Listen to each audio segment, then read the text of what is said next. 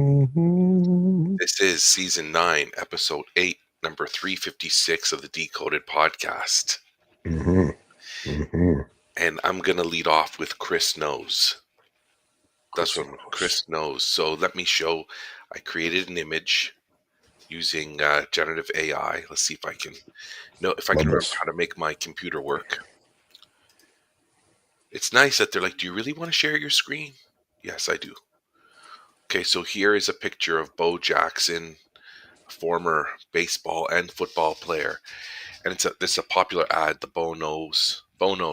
Okay, so I'm like, I can't even imagine what's the armament that I'm going to be wearing. But oh, now will it not let me? Okay, I'm gonna have to. So now, so Bo knows, but I believe Chris knows as well. So let's go with. So Chris knows. And I look like Peter LeBlanc there. Oh, a little bit, yeah. I love we can just drive like these are like to sort of do this kind of like name drop. It's like we're mentioning some kind of superstar. Got me looking like Peter LeBlanc. I like it. That's also kind of old school too, eh? Like before when I was shaving my head so much. I don't know. I may be going back to that. It's the image I used of you. Oh, gotcha. Okay. Yeah, it's good. The trim beard. Good morning, Rochelle. Thanks for joining us. Good morning, Rochelle. So, Chris knows. Look, Rochelle remembers. She remembers Bo knows. I love it. Rochelle. Some of that stuff. That's the early days of memes, eh? I think it might be the early day where it was just advertising. That's all it was. We didn't really understand. I don't think we really had a firm grip on, or maybe it hadn't even occurred yet. That would be something interesting to sort of do a search on, is that at what point did we start to say something's going viral? I mean, it had to be onset of YouTube, because YouTube was, I think that was the flashpoint for being viral. When a video went viral, we didn't quite yet have a sense of people going viral or memes going viral. 6, 7, we didn't have like a. Sorry, I had to do that. I actually can't wait. So in 11 episodes, we will be on number 367. Oh shoot! Yeah. But yeah, I don't think we had an idea of a meme. We knew something was catchy. We knew that it would be, kind of like stuck in our heads or whatever. But Bo knows was like, that was a flashpoint, I think. Stuck around for a bit. Yeah, 100%. It's still around. Like people use it. People of my vintage use it here and there, and the kids don't know what we're talking about. But they don't get. Well, see, the only thing that I would adjust. Here's the thing that I would adjust. Sure, but you got to have me having like a frying pan, a laptop, and like a piece of chalk, because that was the other thing that came along with Bo Knows, was the dude was trying to play between two sports. Like that was part of what was going on there too, right? Like there's something that this guy is kind of tapped into, like this sort of athletic higher power. Yes. I think because the original image, it was the baseball bat across his shoulders with the football pads, right? Yes. And then you had other people trying to cross-pollinate too. I mean, you had Michael Jordan thinking he could be a golfer. Didn't he try baseball too? He did, yeah. So golfing and baseball, there are a few people that kind of like wanted to say, in an athletic sense, I'm more than my sport. That somehow there's a base criteria here. So good morning, Gary. Good morning, Gary. Gary knows too. Gary knows too. Yeah, Gary knows. So does Rochelle. Rochelle knows. Was that a Nike? Yes, yes. Ad? Yeah. And so originally, when I put through, this is the second iteration of this image, because the first one, and I just want to slap ChatGPT across the head. Can we see it? No, because it had started creating it. And it had gotten as far as your eyes, and then it said content violation. I can't do this. Yeah. I was like, no. Sora does that quick too. Sora does that very quick. I said, bro, you started it. So finish it. Start where you're finished. And it said, no, it's a violation. I said, come on, create it in a way that doesn't violate your terms. So this is what but I was bothered because it was like right here. and and I was like, "What's the big deal? You're halfway done. Just take out the Nike symbol, we're good." And Right. anyway, so all of this because I have a story, a restaurant story where right away I'm like, Chris knows. Chris is gonna tell me what happened here. Okay, let's do it. Are you ready? Okay, here we go. Yeah, I'm ready. Last night, my family and I went out for dinner, and we had three restaurants in mind. We went to the first restaurant. It was packed.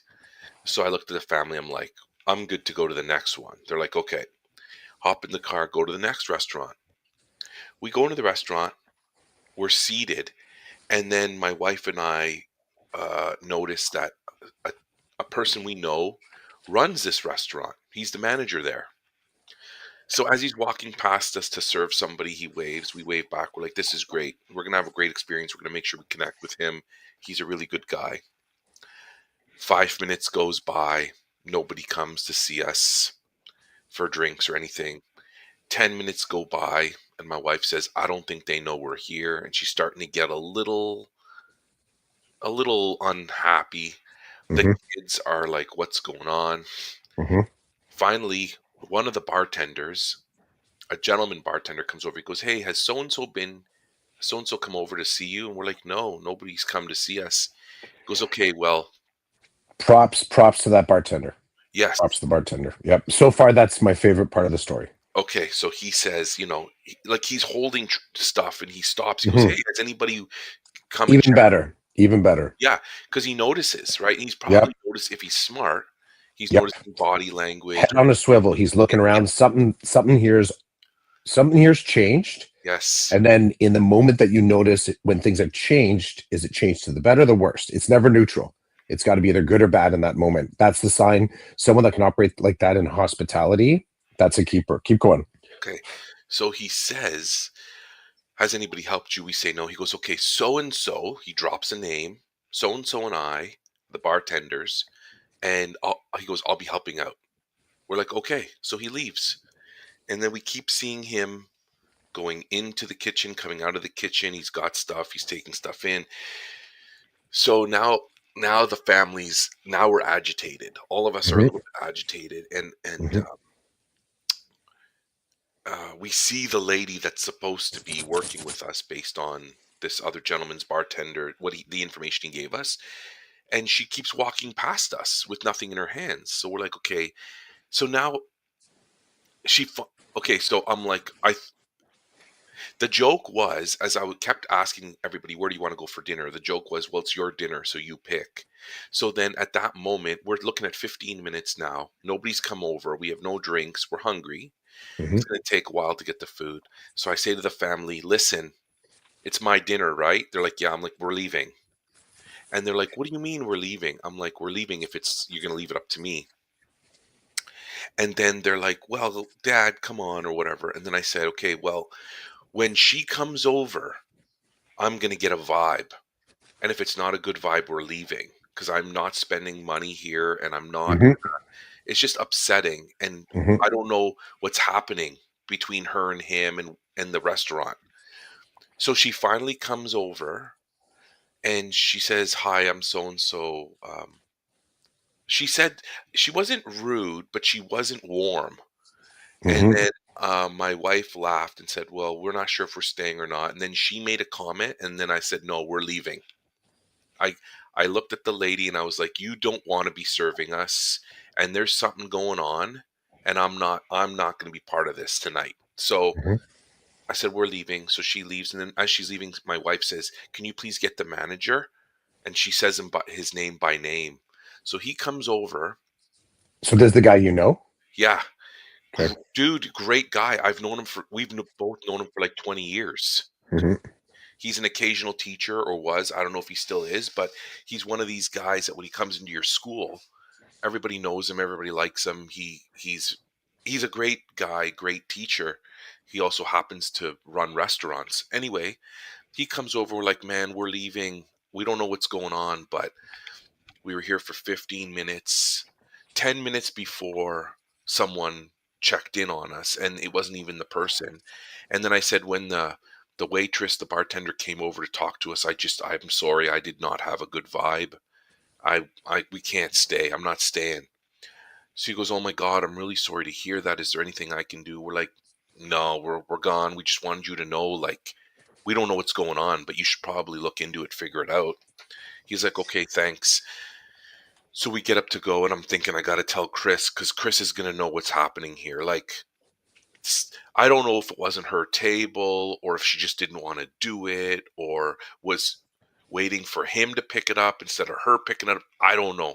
All I know is oh, I forgot to tell you. So after the male bartender leaves, I stop another server and I'm like, hey, can you do me a favor? Can you please find out who's supposed to be serving us tonight? He's like, yeah, no problem. So then I saw him talking to her and then she walked past us. Like, I'm like, he just talked to her. She couldn't have stopped and said hello. She had to walk past us to go to something else, then come back and then come and see us. Like, it was. Anyway, so Chris knows. So, Chris, I'd like to hear your analysis on what you think, based on what I've given you, what you think may have occurred in that situation. So off the jump, I mean, you started to kind of go down the emotional analysis of this, and I always try and I'm going to pull that right out. Great, I'll do the assuming good intentions please. analysis of this. Yeah. So hands down, communication breakdown, absolute communication breakdown. Hands down, there were several opportunities to correct this along the path. That even though there were good touch points on the table, you had a system breakdown. Third, management breakdown. The awareness, the fact that the manager when you were leaving had no clue that you were there, hadn't been served. You said they made eye contact when you came in. He knew we were there. Yeah. So that in itself, if you are addressing the depth of the relationship with this person, it strikes me that fine, everyone's a VIP. Some people are a little bit more VIP than others, maybe even for an instance. If he's known you and your family for like 20, 25 years, whatever you said, and he didn't hit the table personally, that's a management breakdown. So you got three different levels here. So the communication breakdown, any possible things could have been happening. If the restaurant is set up according to sections, so 4 tables, this is your section for the night. It could be anything from sections were being blended, shifts were being. What time was this at? Between 5:30 5:45. So there is the possibility that server was the afternoon server, and they were trying to get out. So there could have been you have a system issue that often on the afternoons you'll have a couple staff that cover sort of like you'll have people on splits, so people that are kind of doing the 11 a.m. till 2. So you got your 3 hours in there to cover the lunch rush, and then you'll have like your 12 to 6s. So they're the ones that are sort of covering your spread before dinner rush starts. So that's what I'd start to look at. If it's staffing, it could have been this person was on their way out. They hadn't sort of handed off their section yet. They hadn't closed down.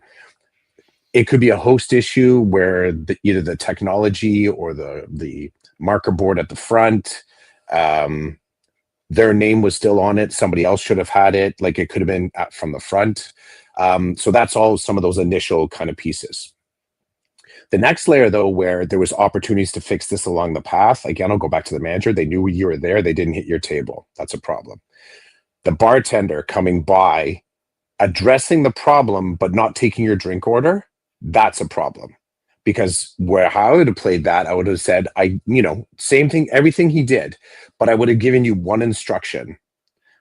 I would have asked for your drinks, and I would have said, please, let's address the chaos. It's really busy. If your server does hit the table, tell them flat out that you gave your drink order to Clef. So right away, and you at the table would do that because you're not there to do my work, but you probably would in the pursuit of your needs because you arrived hungry and thirsty. So you probably would, whoever finally arrived. And if they didn't arrive yet, I would be making sure that I got the drinks to your table. And then I would also I would probably say to you, and you know what?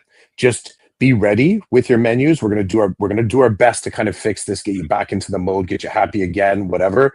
Um, it would be useful to me because this isn't my section. So if I get back with the drinks, I'm happy to take your food order, and then I'll work on the inside. I'll tell them flat out, I'm going to work on the inside to make sure that we get people here to take care of you. But I'm coming by. I'm going to fix it.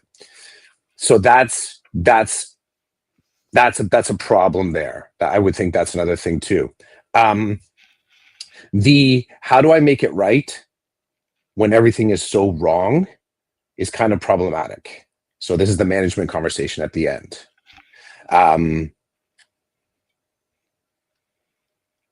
I have been known to, I have been known to, and I suggested this to um, the management, and they were good. The owners, I said, when we have effed up so bad that there's no chance of that family ever coming back here again because they're just like they're done. We've lost their money. Then we're in a zone where I hope to God they're not going to talk about this on a podcast tomorrow. Now, understand when I was in the restaurant business, there was never a chance that a conversation like this would occur, but this is where we are. Social media, podcast, instant reviews. That may or may not even be AI, right? We got clout. So obviously people are going to be listening to our food reviews. So I knowing that we were just email and word of mouth, I did have so we were in a major mall in Toronto. So we had a bank of $5 and $10 gift cards for the mall. So when we knew that there was no chance, like we were actually in that zone, like they're just going to go out and slam us for this, we would say, very sorry. Understand right now doesn't feel like you'll give us a chance again. Here's a $5 gift card for the mall. So we gave them something that still invalued the moment and admitted that you might not be coming back to us. We would say this gift card is use you can use it here if you choose to come back. I said, however, if you folks are hungry right now, you could go right next door to the Starbucks and get yourself some snacks. And hope you have a fantastic evening. Take care of yourselves. So we would send them off with what I felt was the most concrete version of an apology that didn't expect them to drop their pride and hurt and satisfy our bottom line. And the irony is that if you're going to choose to give them a $25 gift certificate for your restaurant to come back, you could instead give them a $10 gift certificate for something in the neighborhood, and I'm betting they'll forgive you more. So that's my sort of my business solution to it that fully admits we effed up, honors the emotional state of the customer. It doesn't put the burden to fix it on them because really they'd say, why the F are we coming back to you? Okay. So So that is, thank you for that. that's my restaurant management 101 response. Chris knows. I want to add a couple of layers. Here we go. Bring it Okay. on. So my wife said to the manager, how long should we have been sitting here before somebody came to check in? He goes, no more than 2 minutes. Agreed. Okay. And then he did give us a $50 gift card to try to bring us back, but it's a $50 gift card to his restaurant, not Mhm. to anything else. He Okay. can bury that. So So we get up and we leave and we go next door to Kelsey's. And the mhm. reason why I'm dropping the name is because, bro, we walk into Kelsey's, we instantly feel welcomed and seen. Instantly. Mhm. Saturday night, it's around 6 o'clock now. We're thinking we're gonna have to wait for a table. You are. You're We right. didn't. You're in rush time. Yeah. But we didn't. We Okay. walked in, they acknowledged our existence. We told them there's four. My wife, this is hilarious. My wife was explaining to my kids, look, see how she's entering where we're going to be sitting on her computer? She's like, I don't think that other guy may have done that. So she's already like saying, look, they know we're here. So Mhm. then the hostess takes us, sits us down. Bro, we're in Kelsey's, so we're nowhere special, but we feel welcome. Everything looks great on the menu. Like it was just a very different experience. The waitress was with us within 2 minutes. Good. She was lovely.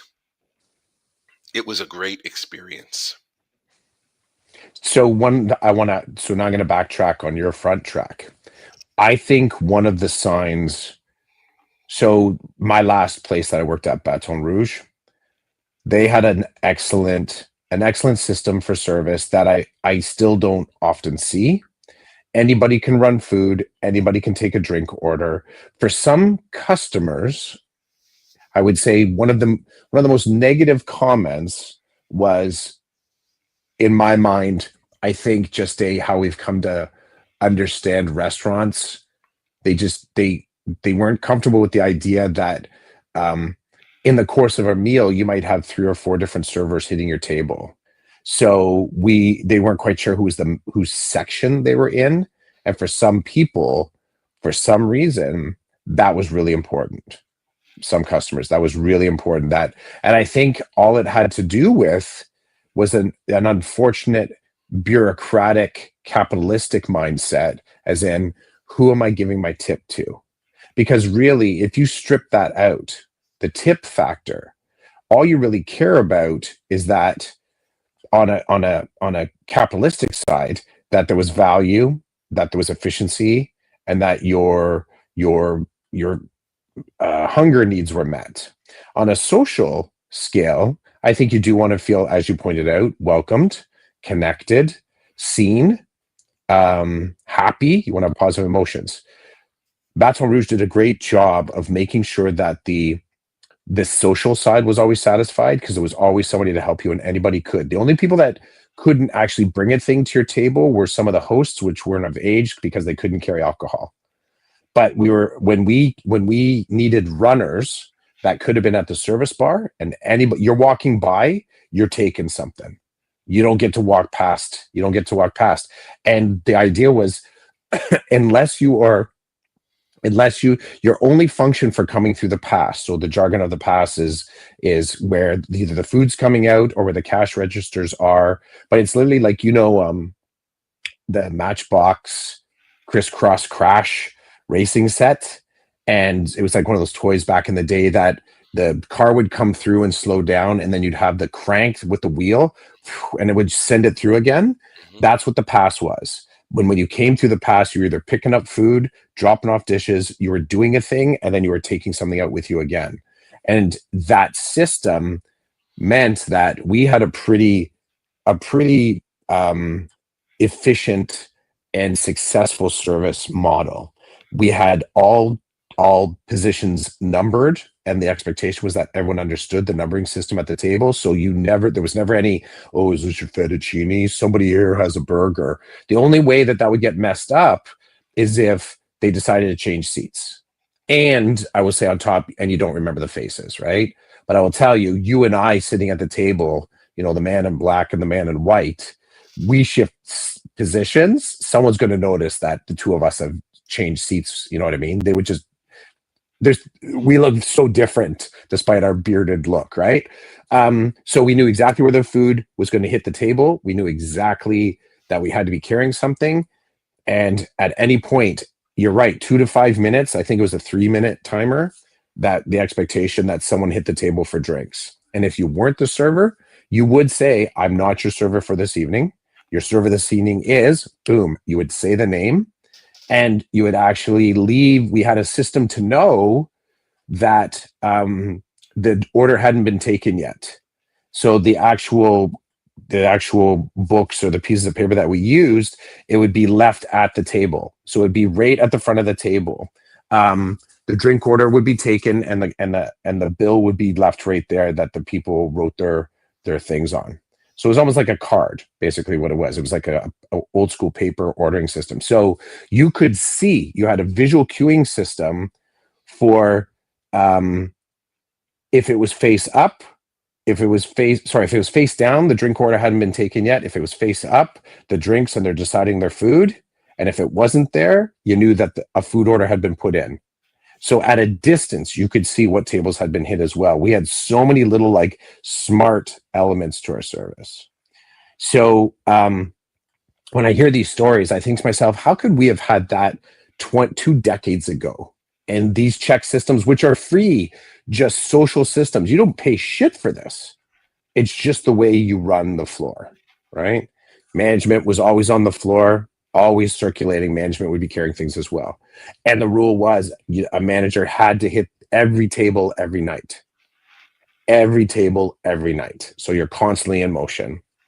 And I told you how, you didn't get to say as a manager, if the owners came up and said, "What's going on with table four?" The appropriate response was, "I'll go check," or you tell exactly what's going on with table four. I almost got fired for saying I don't know. I I remember you told you that telling me story. that. Yeah. And that was how and again, this is just, brother, this is mindset. This is not mastery. This is just mindset. Any restaurant could operate like this, and it doesn't cost you any more money. It's just the expectations that you lay in and say, we're not gonna fall below this level.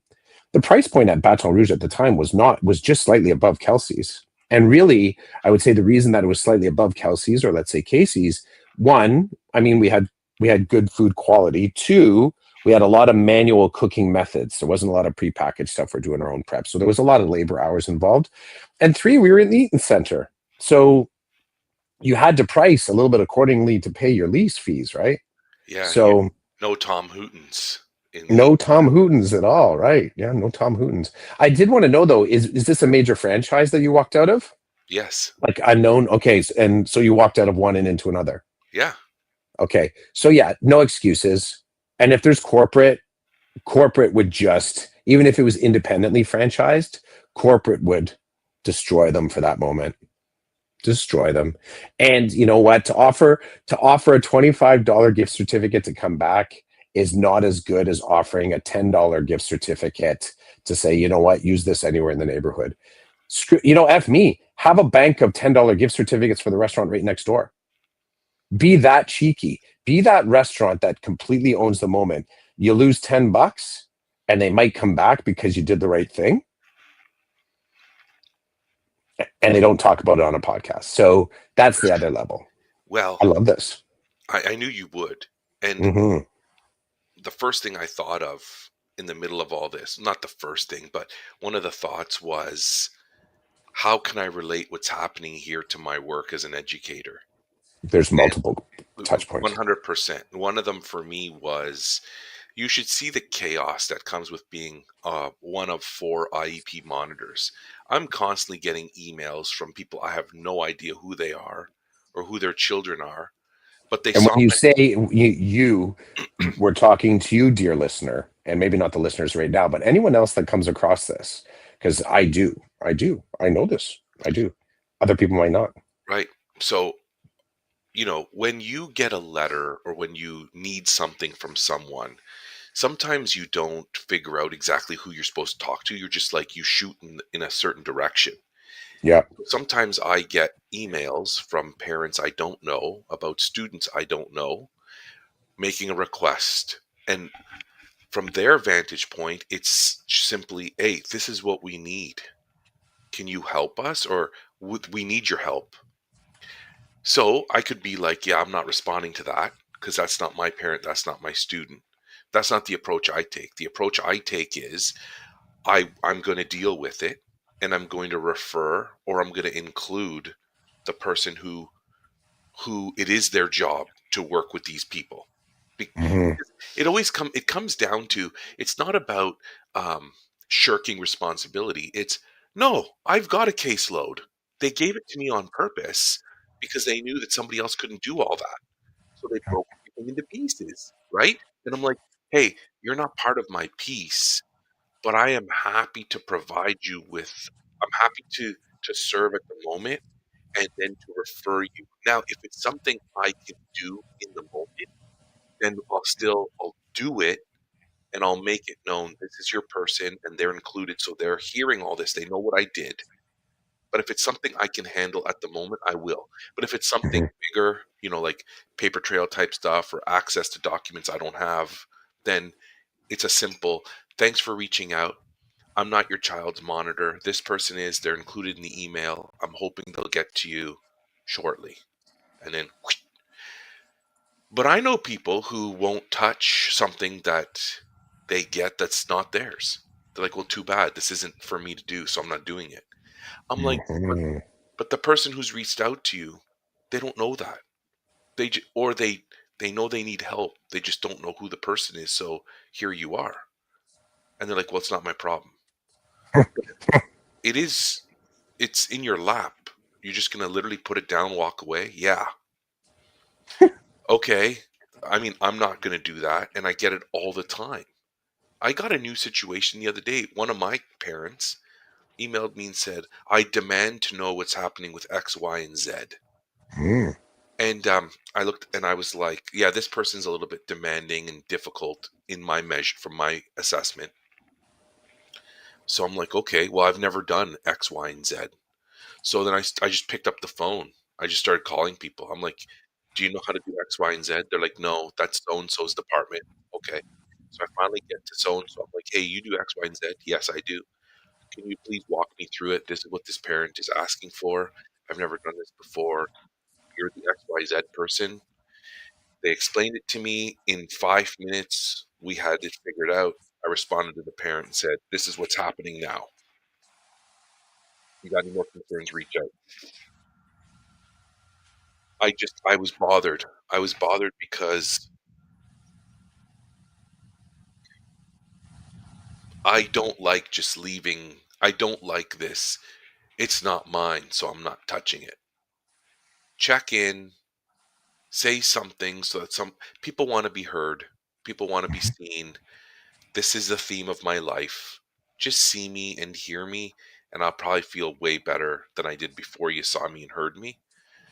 Um, so that's the story. Thanks. I knew you'd know. Like, and I appreciate your entire breakdown. It's good.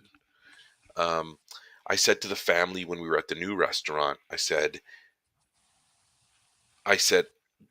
that was going to be an uncomfortable dinner if we stayed there because something was off.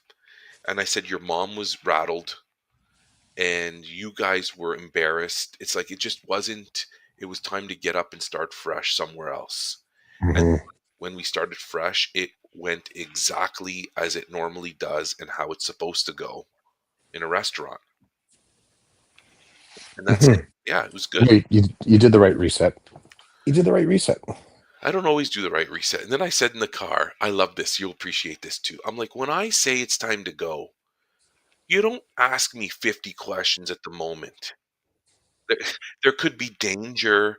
There could be whatever. When I say we're leaving, this was very, they were looking at me like, why are you being so draconian? I'm like, when I speak, you listen.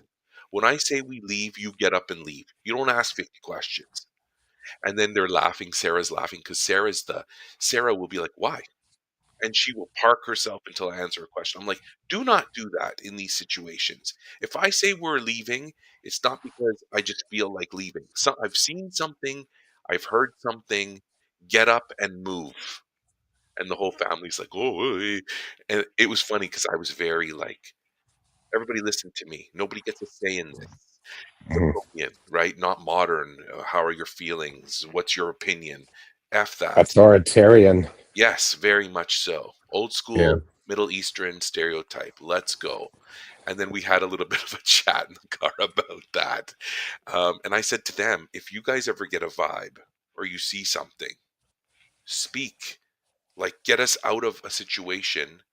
I would Mhm. rather I would rather you be wrong than you be right and something happens.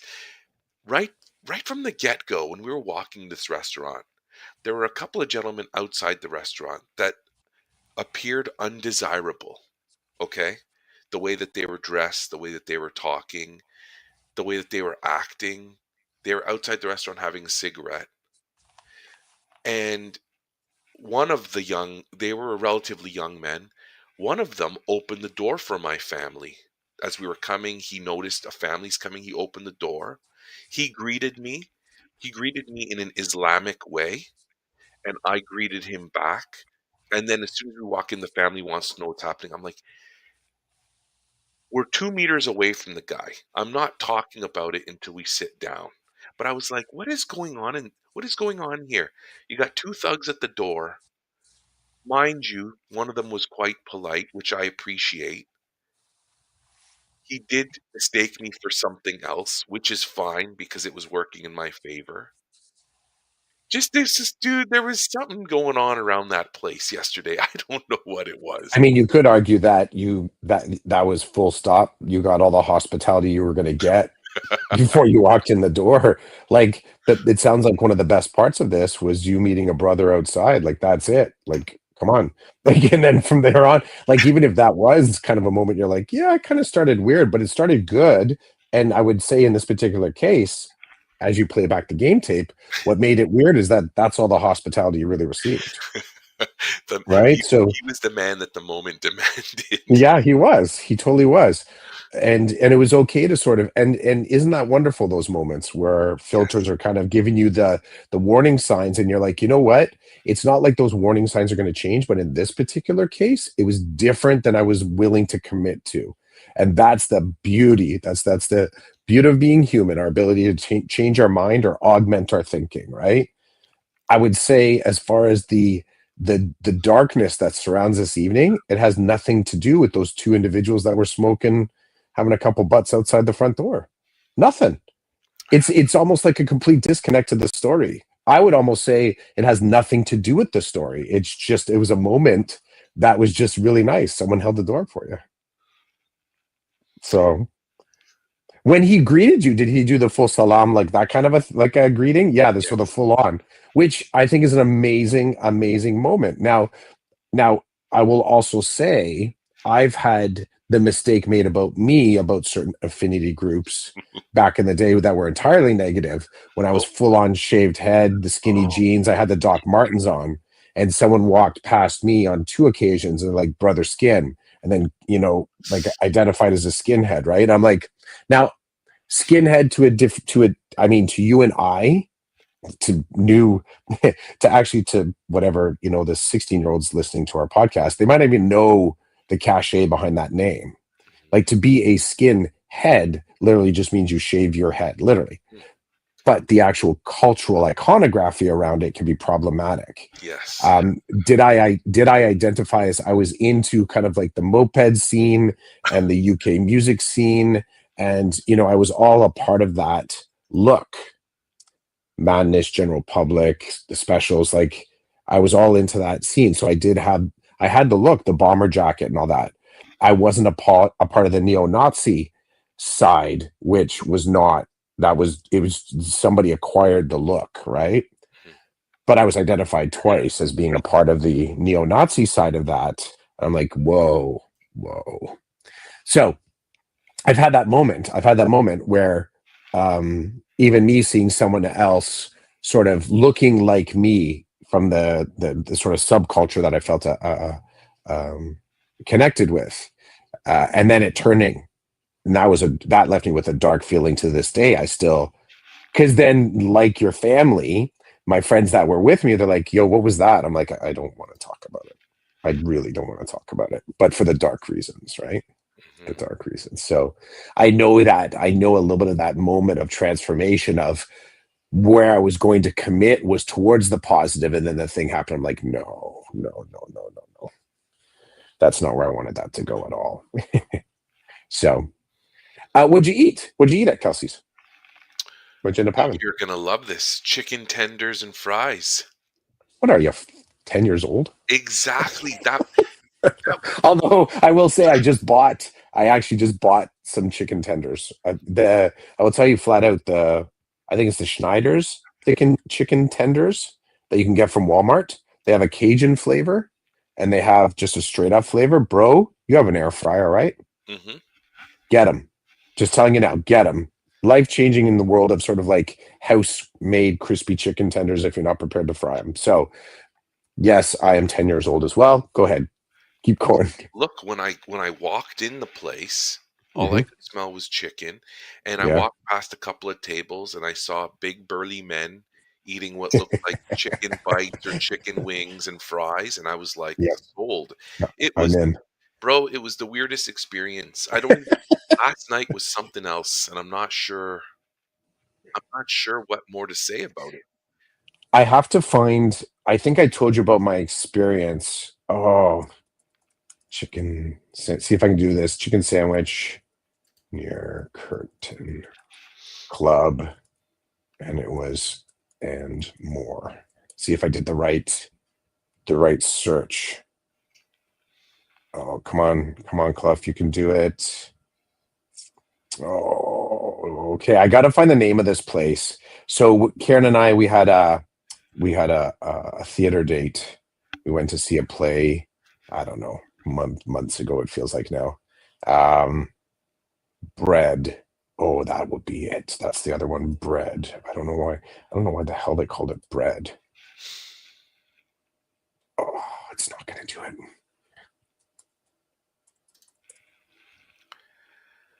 Son of a. Okay, so we went to a place in Markham. Okay, and I found it. I found it online, and it was a chicken sandwich place. That's what it was. It was a chicken sandwich place, and we walked in, and um, so we had to. It was right near the theater. So in this strip mall, there were. It was like food truck racialized. So it was like all these little individual stores, all with like you walk in, you're like just getting blasted with different smells from different places. So we're like, okay, this is cool. My mouth's watering even now. Like just the sensual sense in the air. I'm like, this is awesome. We're gonna find some good food here. And then we walk into this little shithole restaurant. Now I say that is the I'm only gonna say two negative things about it, and it was about how I was committing to a line of thought. Mm. So, and I broke away from this line of thought. So, and I only say it because it was kind of like it wasn't faced the same as the other. It was like where we kind of parked, we didn't see it right away. Then we look at the name, we're like, what? Like we really kind of settled into the name. Now this place had good reviews, and I gotta find it because I want to make sure. I won't mention the name specifically until I can actually find the name properly because I don't want the AI to start sending them, bad Google reviews. So we go in and there's a small sitting space. Like there's like a bar seating for maybe five, maybe 4 to 6 people facing out the front. It's pretty typical. And then maybe three or four tops, and then the counter. And you can't even see into the kitchen. It's just like counter, iPad on the counter. Like that's all it. Like you wouldn't even need the counter there. You just could have mounted the iPad on the wall.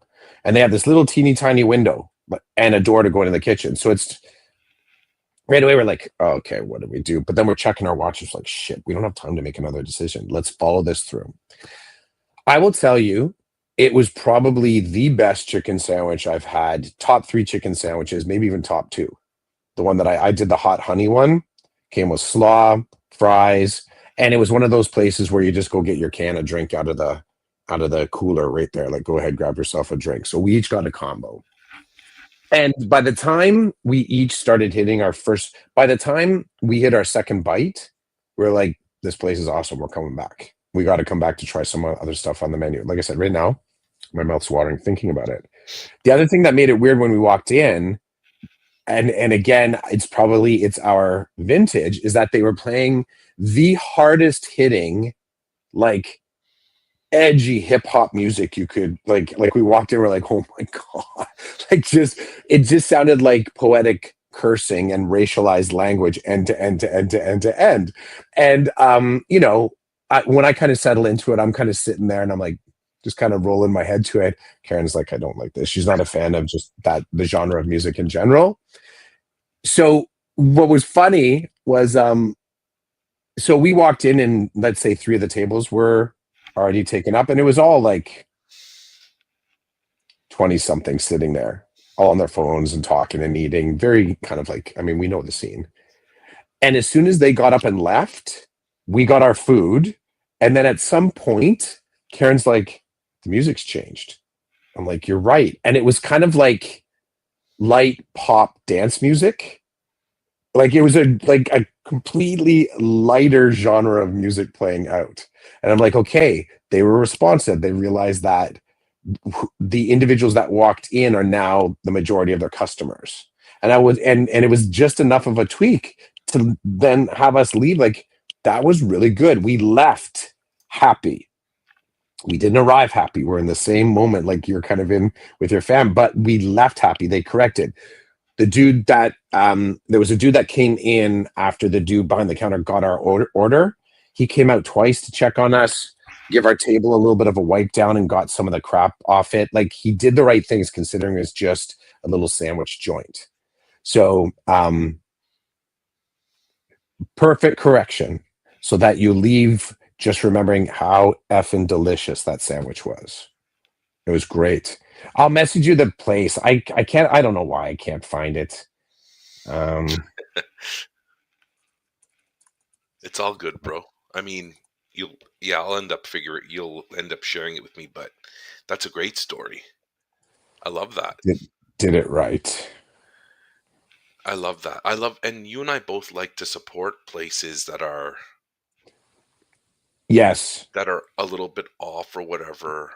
we got the Like, rules, right? yeah, We we got got the the rules. rules. Um, the other day, so I picked up my son from school on Friday, and as usual, I get there way earlier than I'm supposed to be, but that's because I don't know about traffic and stuff, and I'd rather be where I'm supposed to be than be late. And I was looking again, are the two doofuses gonna be out talking to girls or whatever on the path where I park? Hmm. Weren't. But I had this thought of having like a bowl of Halloween candy and just staying there and just giving people candy as they walked past. I didn't do it though because I know that it would probably upset my son, which sucks because what a cool social experiment that would be, you know? Yep. Chicken Dough Express. Chicken dough Chick express. Chicken and Dough Express. 4.6 on Google. Earned every single one of those decimal points. It rates as high as the Korean Eats Cafe right beside it, and that place was smelling awesome. Um, yeah, in the little plaza, there were three or four little joints that had the food, and it was Chicken in Dough Express. They rocked it. They nailed the sandwich, and they're franchised. It is franchised. And I will tell you, while we're sitting there, you know what I love? I love it where you walk in, you're like, it seems empty. We got to let go of this idea that a full restaurant, we have to redefine what a busy restaurant is. COVID taught us differently because I will tell you, as we were sitting there, there was only one other customer that came in and actually sat, Mm, but they were tripping on the Uber Eats and skip the dishes pickups. It was just like one after another coming in. That's a busy restaurant now. That's the new definition of a busy restaurant. Busy restaurant now means busy kitchen, yes. not busy out front. That's what. So I will tell you, this place was busy. And we went, it was on a Friday night. So it was the new busy on a Friday night is people coming in to get, the pickups. That's it. So You're 100% chicken, correct. chicken and dough have to change. We'll have to wait. I probably to the episode 357. But this idea of what makes I really can I do a hard pivot here? Yeah. Is okay. So as I'm sitting in our PD session on Friday, and they're talking about AI, and they're asking the staff to start playing with Gemini and Copilot. And then they say, okay, take one of your lessons and put it into Copilot. I'm like, screw that. I started asking the same questions of Copilot and Gemini to see how differently they would answer. And it was the starting point was I put in my prompt was highly, highly contextual. I put into both of them. I said one of the administrators in our professional development today just told the staff that AI will not replace teachers. I said, can we talk about that? And I ended up having it was easily probably in both panels, probably a 15 to 20 page discussion about that being a very confident statement, but not a correct statement. And then blending that back into what AI actually does for the most part, unless you put sort of like borders on it, it builds on confidence, not correctness. You have to put some you have to put some traps in there to keep it correct so it doesn't hallucinate and kind of like wander, right? But at the end, I said it seems like, and I love that you can just kind of chat casually with these large language models. I said it seems like the current definition of education is that it must include the human element. What do you think of that? And the chat told flat out, like, depending on your school board and its focus as to whether it's bureaucracy centered or human centered, it basically said if your education, if your board is bureaucracy centered, then the humans are not necessary in the definition of education, as in the teacher. If it's human centered, then it'll be about the building of the relationships and da, da, da, da. Because what I was paralleling in this conversation is that the use of AI right now in many industries, it strikes me that it is a culling tool, as in there's fewer humans that are being used. I likened it to an industrial revolution. When we went, we started to have machines that were able to kind of build things that the craftsperson only made in like their village previously, right? There's a confluence point as well, as in it's like one tool to rule them all, just like one factory to make all the cars, kind of a thing. And it was fascinating. So this idea of how we have to rework our definition of a busy restaurant, I think we would do well to start to play with a reworking of what education is relative to AI. That was a hard pivot, but that's where my brain, that's what we do here, right? Don't come to Decode It if you don't want a hard pivot. Maybe that's the shake-up for Sunday. But it was really cool. And so when I stood up, so they're like, who uses AI currently? And a bunch of people with their hands up, and they said, can you share what you use it for? And I mentioned how I've created a GPT with all the spec ed documents in with the Fenn slides you can only answer and analyze from within these resources. It's the best consultant I have. And I said, and during this whole conversation, I keep plugging in what this slide deck is telling me to two different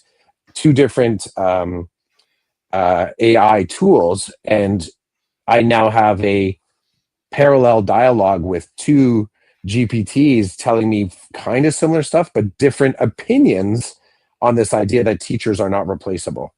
And people in the staff are like, what? Yeah, I said I didn't want to. I said me to redesign a lesson plan is not useful. Love it. Love it. And I love that chicken sandwich. There's nothing like a good chicken sandwich. There's nothing like a good sandwich, period. That is true. Which reminds me You, that we need to figure out. our next Fuda. Yeah. Okay. Well, we're starting. Um, Starting the book club tomorrow. maybe that. Well, that might be interesting, eh? That might be interesting to start the book club and say we're dropping a Fuda in the middle of this somewhere, if it can be done. Yeah, if it can be done. And I know we have to go, but I so badly your marketing is working for your latest play.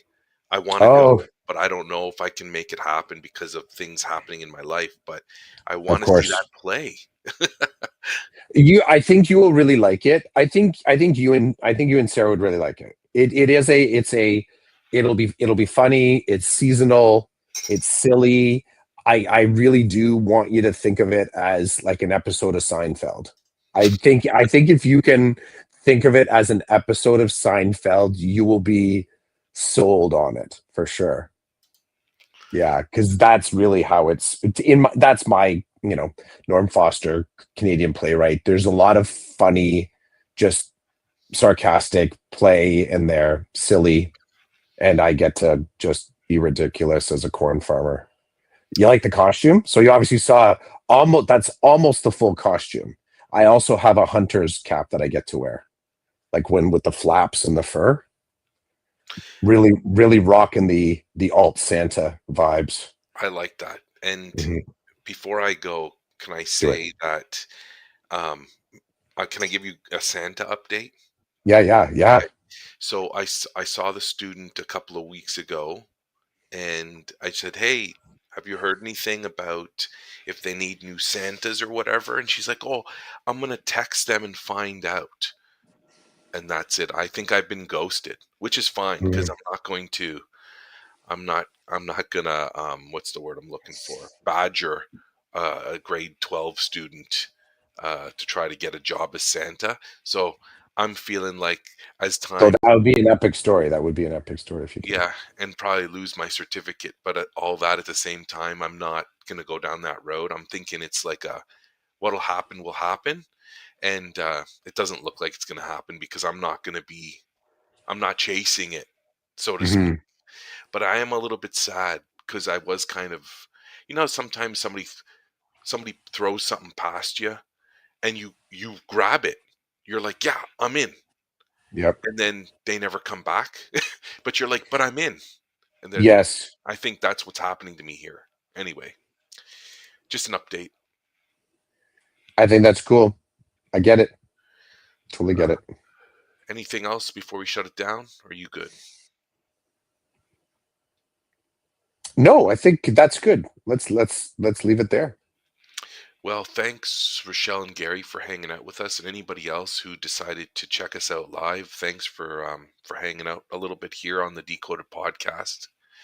Um, Thanks, Gary. You too. Enjoy your day. Um, that's it. This was season 9, episode 8, number 356 of the Decoded Podcast. Peace. Peace, man. Have a great day. You too.